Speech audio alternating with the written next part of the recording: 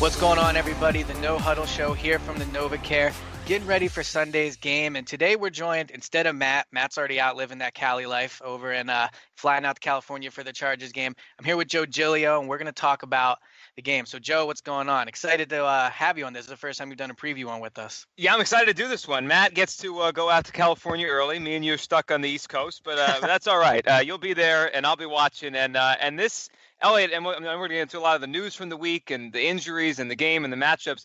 I just think this is maybe the most difficult game on the schedule, maybe all year. I mean, we'll see as the year goes on. But it's just I find this game really hard to predict, just with a lot of different factors I'm sure we'll get into. No, I agree. I think I've ultimately, I guess I'll say my prediction now. I think I've decided I'm going to pick the Eagles, but who knows? By the time we're done talking, maybe I'll change my mind. But I agree. It is a super tough game to pick. Unfamiliar opponent on the road, coming off an emotional win. Chargers 0-3, but I think the Eagles are either underdogs by a point or only favored by a point. So the Vegas line's a little weird that way. So as always, we're going to get into it. We're going to talk about the matchups. But one thing I wanted to say before we start was I've been reading the iTunes reviews. I appreciate them, even though some of them are a little mean. That last one I thought was a little harsh, but it's all good. We love your 5-star reviews. But what I really wanted to say was we're at 88, so let's get to 100. We need 12 more to get to 100. That'd be really cool. So if you're listening to us on YouTube, go to your iTunes app, your podcast app. We're on Stitcher, SoundCloud, iHeartRadio. Subscribe. But then also leave us those reviews. I want to get to 100 reviews. Just selfishly, I want to get to 100. So go in there and leave us a review. We really appreciate it. All right, cool. Let's talk about it, Joe. Where do you want to start? You want to start with the offense or the defense? Let's start with the offense. All right. Just because off of last week, the offense took some criticism for kind of the way some of the play calls went, which we always talk about. But also the offense, I thought, had a really good day when you consider everything. I mean, the Giants hadn't given up 27 points at 350 yards in a game in a year outside the playoff game they lost in Green Bay, but no regular season game in a full year. The Eagles did that to them. I mean, we've seen some of the stats this week. I know, Eliot, you've seen them and probably include them in a lot of the things you've written. I mean, the Eagles are right now, statistically, a top 10 offense going up against the Chargers defense that has, I don't know if they're great, but they certainly have 2-star pass rushers. Yeah, and so I just came from Doug's press conference, and outside of the news from that, which is Fletcher Cox will not be playing, Jalen Watkins won't be playing, Corey Graham won't be playing, Destiny Vea won't be playing. So the more losses obviously there on the defense. But in the press conference, an interesting question was asked by Howard Eskin. He said, and he had a stat in it. He said, since Doug took over as head coach, only 2 teams in the NFL have more games where they've scored 20 plus points. The Patriots and the Falcons, and then third's the Eagles. So, for all the criticism Doug gets, obviously the points come from defense and special teams as well, but this Eagles offense has been pretty consistent. And I agree with you. I think that this week it is a good matchup in some ways, but the one area, and we'll start with this, that concerns me about the Eagles offense is their offensive line versus the Chargers defensive line. Doug talked today about how Joey Bosa and Melvin Ingram might be 2 of the best defensive ends this team will face all year, and they're both on the same team. Now, the good news for the Eagles is they just faced some pretty good defensive ends in Olivier Vernon and Jason Pierre-Paul, and I thought Jason Peters and Lane Johnson played really well. According to Pro Football Focus, they didn't give up a single hurry, let alone a sack. So I thought they played very well. I think Joey Bosa and Melvin Ingram are probably better than those 2. What do you think, Joe? They probably are. I don't know if they're as good against the run because I think both Vernon and JPP are, they do both well, even though the Eagles ran the ball well last week. But as pass rushers, they probably are. I mean, Ingram has 5.5 sacks already. I don't think Vernon's ever been a guy that's, been a 10, 12, 14 sack guy. He's more just a really good player. But Ingram's unreal. And Bosa, since he came in the league, has been unreal. And Eliot, I saw something last week. I was watching some clips on Twitter where guys kind of break down film. And I saw one where they had Ingram and Bosa lined up together on the same side and how that was just causing havoc for the Chiefs. I'm sure Doug has seen that on tape. I mean, that's a challenge, though. I mean, I can't imagine having to try to block both those guys on one side and obviously on a passing down to go get Carson Wentz. That will be a challenge. They're going to be a big challenge. It'll be interesting to see, too. I mean, with all the question marks Eagles have at left guard, this week they've been having Not Isaac Sayamalu, I'll say that much. They seem to have zero interest in putting him out on the field. But Stefan Wisniewski and Chance Warmack have been rotating in at left guard. It seems like Warmack will probably start, but it wouldn't surprise me if they did that rotating thing again like they did against the Giants, which I personally think is a dumb idea. I think you put someone in there, and if he's not getting the job done, put the other guy in and keep him in there. I mean, I think this rotating thing's a little weird, but if they do that where they put Ingram and Bosa on the same side, it wouldn't surprise me if they did that on the side where they would be taking on the left guard, because as good as Jason Peters did play last week, I still think he at this point of his career is not good as Lane Johnson as he is on the right side. So if you're going to have Bosa and Ingram on the same side of the line going against Peters and Warmack, I think that's not a matchup the Eagles will like. Obviously, I think that would be a big advantage for the Chargers. Yeah, no, I agree with that. It would. And I'm sure they're going to try to find the weakness and put those two pass rushers over there and use it. And I guess the question is going to be again, I mean, we do this every week, but we wonder how much Doug's going to run the ball. They ran it a ton last week. Yeah. But I always think during a game, Eliot, you can get through an injury and you can mask it. And some of it's adrenaline. Some of it is guys just kind of stepping up. This is going to be the first full week they can't game plan with Darren Sproles. I mean, it's been a long time. The Eagles have always seemingly had Darren Sproles on game day as a part of this thing, and now officially, obviously, he's not.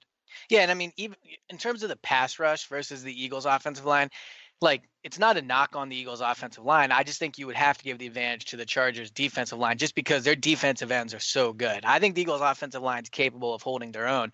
So but I would probably go to the edge. I would probably give the Chargers a slight advantage there.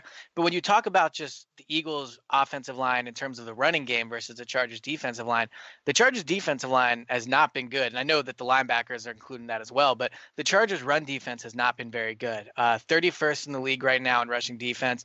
Now, they have played some good running teams. They played the Chiefs with Kareem Hunt and the Miami Dolphins. So they've played some good running teams, but Eagles are coming off putting up 193 yards. I think that's a bit of a mirage. But at least you saw the Eagles team that is capable of running the ball when they have to against a bad team. I'm not saying this is the Eagles team that is going to be able to run the ball in late December and into January, but I think the Eagles showed against the Giants that if they have to run it, they should be able to. And I think that's a major advantage for them this week. I think the Eagles this year on a larger scale are going to win the games where they run the ball because I think the passing offense is good enough.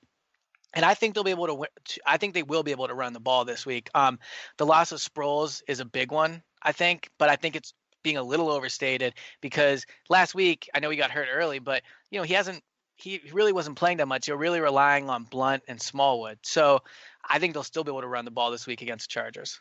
Yeah, I do too. And it's weird. The Chargers, we talk about these names, and we'll get to the offensive names. They have big ones there too. It feels like they're a top-heavy team where it's like, yeah. There's like 5 or 6 really good players that you walk in every game like, we're playing the Chargers. And then you watch them and it's like the other players on the team aren't very good. This is why I think they lose all the time and lose close games because those other players get exposed. I'm with you. I think the Eagles are going to run it well. What's the latest on Kelsey? Because I know he was held out of practice one day. Because I thought last week, Eliot, he played one of his best games in a long time. And I'm always critical of Kelsey, but he was good last week. Yeah, well, this can be a topic for another podcast, but I think Kelsey is like so irrationally ripped in this town. I think he played really well against the Giants last week, and I think over the past 19 games since Doug's gotten here, he's played mostly at a high level. I know he started the season off slow last year, but he played really well towards the end. I think he's played very well this season. But you're right. I mean, on Wednesday he didn't practice. Doug called it a rest day, but then he was listed on the injury report with a knee injury. So, he did have a wrap on like a sleeve on his leg at practice, but he was a full participant in practice on Thursday. As we're recording this now on Friday, they haven't practiced, but I would assume that he is going to practice, and I think he'll play. I'm not saying he's 100%, but I don't think it's something fans should be concerned about when, breaking down this game. So Kelsey's healthy. We know the issues at left guard. All right, let's make our decision here. Eagles offensive line versus Chargers defensive line. Who do you give the edge to there? I'm going to give it overall to the Eagles offensive line. I think they're going to be able to run it well, and I think Doug will scheme it up enough to mitigate the pass rush. But I say that knowing that Ingram and Bosa are probably going to get Wentz a couple times. I think it's just a matter of overall, I like the Eagles offensive line in this one. Yeah, I think that's where I'm gonna land too. As I said, I think it's pass rushers. The Chargers have the edge, but when you factor in the running game, you factor in the middle of the offensive line versus middle of the Chargers defensive line. I think the Eagles have the slight edge, but slight. I don't think it's really heavy one way or the other. So I'll give it to the Eagles there. All right, let's talk about now. We'll stay on the Eagles offensive side of the ball.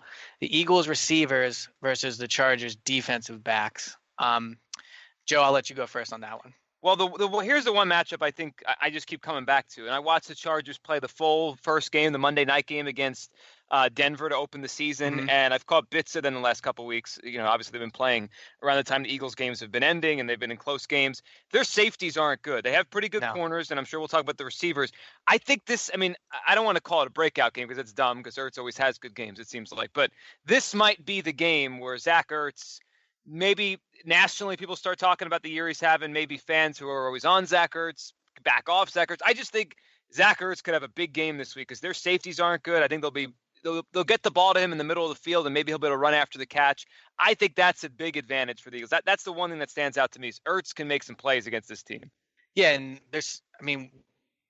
Wentz has shown he's certainly willing to throw it to Ertz. That's the thing. He's probably going to get, no matter who they play, even if they're facing a team that has great safeties, he's going to get 9 or 10 targets a game. Against a team like this, he'll get at least that. So I agree Ertz could have a big game. In terms of the Eagles receivers versus the cornerbacks, the Chargers start Casey Hayward and Trevor Williams. Decent cornerbacks, Pro Football Focus, who I believe in. Other people don't have to, but they're not too high on them. The Eagles receivers have not played very well so far this season. That's just a fact. I have a story on NJ.com this morning kind of comparing the Eagles receivers this year through 3 games to the Eagles receivers last year through 3 games. And the Eagles receivers last year have the same amount of touchdowns that the Eagles receivers do this year. They have more catches and the same amount of drops in less targets. So I know it's only 3 games, and you can debate the teams the Eagles have played this year are better than they did to start the year last year, and that's true. But I think so far this season, the Eagles haven't seen a remarkable or a significant improvement from their receiving core considering the money that they've invested. So it'll be interesting to see. The first 3 weeks you face good cornerbacks and good defensive teams. I agree with you. This is a week where you really want to see the Eagles receivers kind of step up and earn that $15 million. Alshon got 9.5. Torrey Smith got 5.5. Let's go out and see them kind of dominate.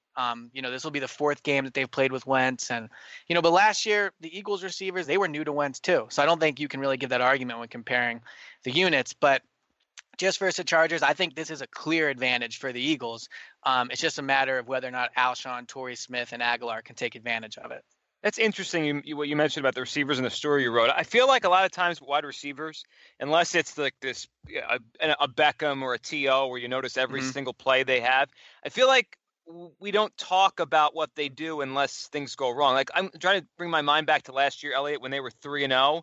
I don't think you were writing. I don't think we were talking on the podcast about how bad the wide receiving core was until the team started losing games, and we're like, wait, why? And they're like, oh, wow, these guys stink. It has been masked. They haven't made many plays. Now, I think part of it might be because Carson's missed a couple that would have probably changed their stats significantly. Week 1 to Torrey Smith and last week to Alshon. If he hits those deep passes, we're having a different conversation because the stats would just be totally different than last year. But you're right. They haven't been great, and we're not talking about it because the team's 2-1. Well, and I think, all right, first of all, that throw he missed to Alshon, I'm not taking anything away from Alshon here, which will surprise people since everyone thinks I hate him. But yeah, you're like Alshon's least biggest fan ever. I know, he's my new Bradford. But so if you just look at that play though, they could have sent Marcus Johnson down the field on that play. Alshon didn't exactly shake Janoris Jenkins, get open, fight past the safety to get wide open. He literally just ran straight untouched. So that was a breakdown of the Giants. So I just, when you talk about these plays, Torrey Smith has really struggled catching the ball. I think he has 3 or 4 drops already, had to drop touchdown against the Chiefs. I'm not denying Carson Wentz's deep ball actually hasn't been good, but I think if you talk about the team's inability to throw the ball deep, I think everyone throws the majority of that blame on Carson. I think the receivers, they deserve just as much blame. So it'll be interesting to see against the Chargers because, when you talked about the safeties, you mentioned Ertz, but that the Chargers' poor safeties is going to help as well. They should be able, Torrey Smith should be able to get behind these guys. So I would, I think Wentz has completed four or five passes over 20 plus yards so far this season. He should have at least 3 this week. I mean, the Chargers do not have a good secondary. I think I have it written down right here. They're 5th overall in passing defense. That doesn't actually help, but they haven't played great passing teams. But I still think that, just going off the Eagles receivers versus the Charger secondary, I'm going to give the advantage to the Eagles receivers there. I am too, and I think that it's going to start to be a big thing if they don't have a big game this week. Like if they lose this game or it's close, I think it's going to be close. And Tuesday when we're doing our reaction podcast, or right after the game when you and Matt do your initial instant reaction podcast, if the Eagles don't make big plays down the field, there's going to be a big conversation next week. Either it's still Carson missing these guys, or it's more what you're getting at, that maybe these guys aren't making the plays for him that they were signed to make. Yeah, and we'll see how many people are up in my Twitter mentions at that point, ripping me. There'll be a lot. I'm not sure. All right, so I think we're both agreeing the Eagles receivers have the advantage there. So far we're leaning Eagles. We'll see, at the end who you end up picking. But all right, so let's talk about. I know they don't obviously face against each other, but Carson Wentz versus Phillip Rivers. Who do you give the edge to in that one? It's a good question. I think it's about even because Rivers still makes plays, but man, the one thing he does lately, the last, I guess, year and a half now, is he throws the ball to the other team a lot. I mean, the Eagles are going to have to capitalize on this and not drop these interceptions. But just based on the last 2 years, it feels like once or twice a game, he is throwing the football to the other team. And Carson hasn't done that this year. Carson has been much better at protecting the football through the air this year. He still fumbles a little bit, but that's the one thing. I still think Rivers is the better quarterback, but the turnovers kind of make that even for me. I look at it as an even matchup at quarterback with Wentz leaning towards an advantage because he can run and make some plays.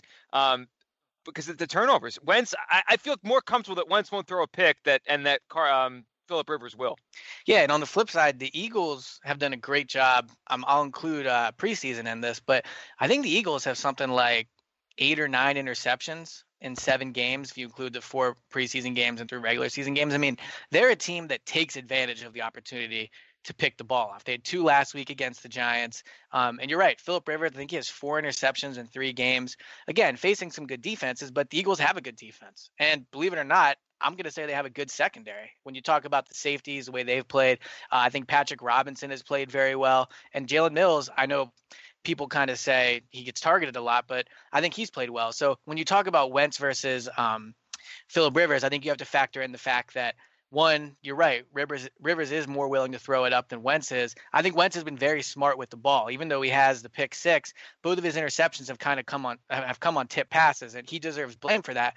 But in terms of decision making, I think he's done a good job taking care of the ball and knowing where knowing where to go with it, not putting it in harm's way. So I'll agree. I am actually going to disagree. I'm going to give the edge to Wentz here. I think he'll be able to make more plays with his legs, and I think, even though obviously Rivers has had the better career, I think if you're just talking about Sunday, I feel more confident that Wentz will take care of the ball. So I'm going to give the advantage to Wentz here. Where are you landing on it? I'll go Rivers, but okay. And part of it isn't just, because you mentioned Sunday, it's not just their careers or whatever, it's just Sunday. Right. And you started this show with talking about all the Eagles' injuries in the secondary. I mean, that factors in how I feel about the quarterback matchup on Sunday. So where are we? You mentioned at the start, no Fletcher Cox, it looks like, but that which hurts the definitely Eagles. No Fletcher Cox. Okay. Definitely no Jalen Watkins. Definitely no Corey Graham. Definitely no Destiny Vayao. In my opinion, just from talking to them, it seems like Rodney McLeod and Jordan Hicks will definitely play, though. Well, that's big because the one touchdown last week to Sterling Shepard, I mean, it was just pretty clear. If Rodney McLeod's on the field, it's probably still a 20-yard play, but that's a touchdown because Chris Maragos just can't take that angle. Right, agreed. And I will say that even though Fletcher Cox, I mean, I personally think Jordan Hicks is the best player on the defense, but I mean, I think public will say Fletcher Cox is. But if losing Fletcher Cox hurts, but it would have hurt a lot more to lose McLeod and Hicks just because you don't have depth at that position. I think the Eagles are pretty well set up to take on the loss of Cox just because I think Jernigan's been playing very well, Allen's been playing very well, and it'll be interesting to see how Elijah Qualls does in an increased role. I think he only played 8 or 9 snaps last week, but he did draw that big penalty on the delay game against the Giants. Giants, and I think he had a great preseason. So it'll be really interesting to see how the Eagles handle that. All right, so we talked about that. Now let's talk about the Chargers receivers. And I'll let you start, but Chargers receivers: Keenan Allen, Terrell Williams, and then I don't know who their slot guy is off the top of my head. I can't remember his name, but what do you think about the matchup of the Chargers receivers versus the Eagles cornerbacks? So they haven't really gotten much or anything out of Mike Williams yet, who I know we talked a lot. Right? Right. Lead up to the draft, maybe the Eagles would be interested in the kid out of Clemson who was a top or whatever pick they had, 7 or 8 in the draft. I mean, if he was healthy and doing what people think he can do in the NFL, that probably would change my feeling.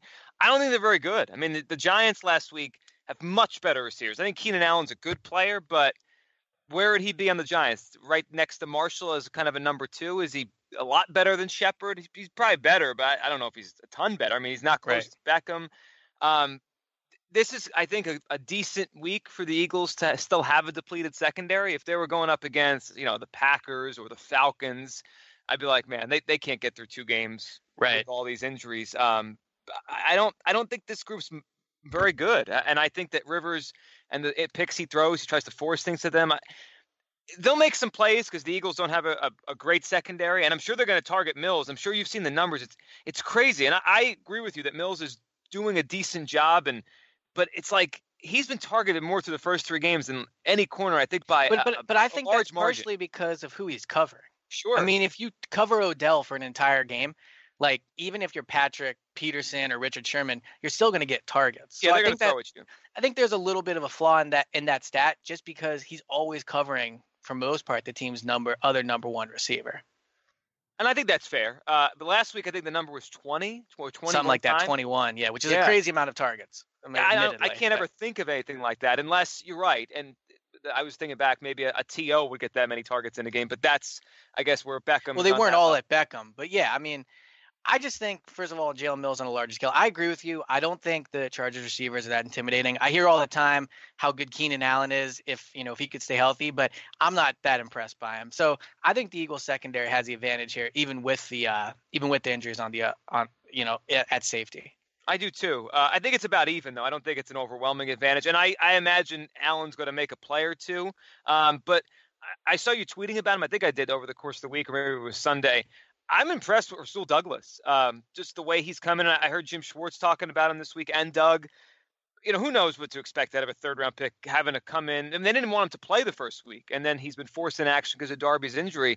But he's played pretty well. And we were talking earlier about Phillip Rivers and his he throws interceptions. Rasul Douglas, dating back to last year in college on Sunday against Eli, he's the one I'm most confident is going to go make a play on the ball and actually take it away.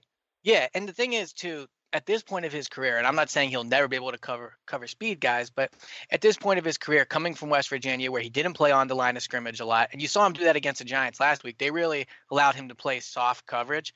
But he had a good matchup versus Brandon Marshall. Brandon Marshall, big guy, slow, physical guy. I mean, those are the type of guys Rasul Douglas is going to do well against. And he has that matchup again in Tyrell Williams. I mean, Tyrell Williams is 6'4", not a speed guy. So I actually like that matchup as well. It'll be interesting to see if the Chargers move him around to try to get Rasul Douglas on Keenan Allen. But, yeah, I agree. I thought Rasul Douglas played well last week. I'm not ready to, say that the Eagles have their cornerback position fixed, but I agree. I thought he played very well. Before we go on, though, I wanted to actually throw this by you. So I was thinking about this earlier in the week.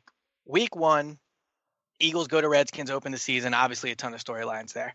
Week 2, Eagles play the Chiefs. The Andy Reid storyline, which I think is a little boring, but at least was a storyline, and the Eagles were 1-0. Then, obviously, so many storylines week 3. I find myself at practice all this week not really – do you feel like this is a game where maybe just the media and the fans are kind of like has letdown written all over them? Or I mean, what do you think of this matchup in general? I feel like it's not an exciting matchup. Do you agree with that? Yeah, it's nondescript. And I think unfamiliar team. I think when you get out to the stadium too, you're gonna have that feel more because it's a soccer stadium. They don't really have a fan base. It's just a weird. It reminds me. It's weird. It's almost like mirror images. It reminds me of the Lions game last year a little bit in that. They were 3-0 the bye, which kind of added to the weird feel because it was a weird time for the bye. Right. And then with Detroit, who no one had a feel for yet, and they lost that game close. It's just weird. It's the kind of game that I could see them losing and just off the emotion from last week and not enough emotion in this one. But also, I don't think the Chargers are very good, which kind of Right. adds to why I think they should win this game. We'll make our picks in a few minutes, but you're right. There's something. This is how you tell how good of a team this is, I think, because they're going to have to get themselves up for this game. And I also was listening to 94 WIP on Thursday, and Ike Reese was talking about when he was on the team, and he was obviously here for all those NFC Championship games and the majority of the Andy Reid era, how that team went from being a team that was on the come up to, surprisingly made the playoffs, to a team that became one that was expected to win, and one that was every week you thought they had at least a good chance to win, and they themselves expected to win. And he said kind of what made them think about themselves that way, and what made them go from just a team thinking they can make the playoffs to a team knowing they're expected to make the playoffs was games like this. Games where it's not exciting. It's not, there's not a ton of reason to get worked up other than the fact that it's a game. You're on the road. These are the type of games, I think, really the next 3 weeks. The Chargers this week, the Cardinals the week after, and then the Panthers. These 3 games are going to be games when we look back in week 17, and we're going to be saying, are they a playoff team? Where are they? What's their seeding? Are they making it or not? We're going to look back at these type of games and say, how did they do in them? Because they have a pretty easy schedule coming up. So I think the Chargers game, I agree with you. I thought last week's win against the Giants showed a lot about this team in terms of their development. And I think you can still talk about the Eagles in that way because they have a second-year head coach, second-year quarterback, not a young team, but when you're young at those positions, I think you're still kind of rebuilding. And you learned a lot about him beating the Giants because not only did they win the game, which I thought was tough, they almost blew it. They came back and won.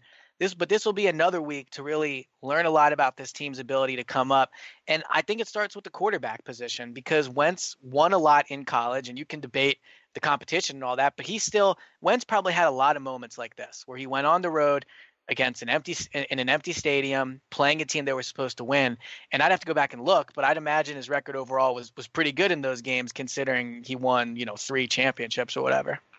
Oh, I would have to think so. And I think Right. Ike makes a really good point. And I'll tell you what, I think you're spot on we'll look back at this game at the end of the season, and that will give us a feel of what the heck week 16 and 17 is going to be. Are they going to be 8-7 and clawing to a tiebreaker and having to win out? Are they going to be 9-6 and trying to clinch things up? Right. I'll say this, Eliot. They were 1-7 on the road last year. They're already 1-1, so they could exceed their win total for the road games. That's pretty crazy. Yeah, it is already. They could do it on October, whatever that is, 1st on Sunday. I'm looking at their schedule here. I know we're I just pulled it up too. Go ahead. Okay, so I think this is the easiest road game they have all year, and that's why I think they really, not that it's a must-win or anything like that, but look, they already went to Washington and Kansas City, both tough games. They won one of those. This is the remaining road games. I feel pretty good about the Eagles at home. Dallas, New York, always tough games, and Dallas probably the next best team in the division with them. Seattle, almost an impossible game to win. Carolina, although I don't think Carolina is very good, it's a Prime Thursday time. night. Yeah. And then Los Angeles, which I think we all probably would have said before the year, the Rams, that's an easy game. I don't think that's as easy anymore. They look much improved, and Jared Goff actually looks like he could play. And that's after Seattle, which is back-to-back road games. I think this is, if they're going to be like a 3-5 team on the road, which I think is probably enough, considering how good they usually are at home, this is one they probably need to get. Yeah, and I think even if you just look at their games, not even just home away, but next few games, Chargers, Cardinals, Panthers, Redskins, Niners, Broncos. That's who they have before their bye. I mean, I'm not saying they should win every one of those games, but I can't look at a single game there because Broncos are at home. I think the Panthers might be the toughest game, but you're right. I mean, they have now 1, 2, 3, 4, 5, 6 games coming up. When me, you, and Matt did the preview podcast, we said, all right, these first 3 weeks are going to be tough. Matt had him at 0-3. I had him at 1-2. I think you probably had him around the same. They got through it at 2-1. So they're ahead of the curve in my book. But these next 4 or 5 games are really where they can kind of, get to 5-1, 6-2, that type of thing, and really kind of start their season off right because they should win a lot of these games. And then, as you mentioned, the second half of the schedule gets a lot tougher at Cowboys. I think that's a tough one no matter what we think of the Cowboys. Prime time on the road. Bears, that's an easy one, but then Seahawks, Rams, Giants, Raiders, Cowboys, that's a brutal final 5 games. So they really need to rack up wins here against teams they should beat. So all right, so we kind of went through it all. It seems like we're leaning Eagles. As I said at the beginning, I think I'm going to pick them, but let's start with you. What's your pick? All right, so the week started, and when the game ended last week, Eliot, I said they're going to lose next Sunday. I thought it was a tricky Yep. spot, the emotion. And then as the week went on, I heard Doug talking about last year, the Lions game, how they've learned from that. I think they have. And I'm done with calling the Chargers a good team that loses close games. I think it's gone on too long now. And the more I Okay. look at them, I just think they're a bad football team. I'll throw this stat out as I think you can know where my prediction's going. The last 40 games the Chargers have played, they're 11-29. The only teams worse are the Bears, 49ers, and Browns. People don't Wow. talk about the Chargers as if they're bad because they used to be good, I guess. And Phillip Rivers. And Phillip Rivers, right. Those other teams don't have quarterbacks. I think they're a bad team. I think it's not going to be easy. It'll be close. But I think the Eagles are a better team. And I think they're ready to kind of take that next step and be consistent. So I'm picking the Eagles to win this. Yeah, that's kind of where I'm at with it. Every time I've done a game-by-game prediction, both when the schedule came out, before the season, right before training camp, all that, I've always had this as a loss, just because for all the reasons you kind of mentioned. I think it's just one of those games where it just feels like it'll be a loss. But the more I look at it, and the more now that I've seen this team play for 3 weeks, I just, again, not to always come back to Wentz, but I just think with him as your quarterback, there's not going to be as many letdown games as there are with, teams that don't have a quarterback. And I think they'll be able to run the ball, which is huge. I think Doug showed last week he's willing to run the ball. And even though it's a road game, and I think it's a little weird, the Eagles are flying out on Saturday, I just don't think the Chargers have that big of a home field advantage. Doug talked today at the podium about how he talked to some of the Chiefs coaches, and they said, the noise is like non-existent. So it'll be an interesting atmosphere, but the more I look at it, I don't think this team, they'll lose a game this year that they shouldn't, but I don't think this is it. I'm going to pick the Chargers.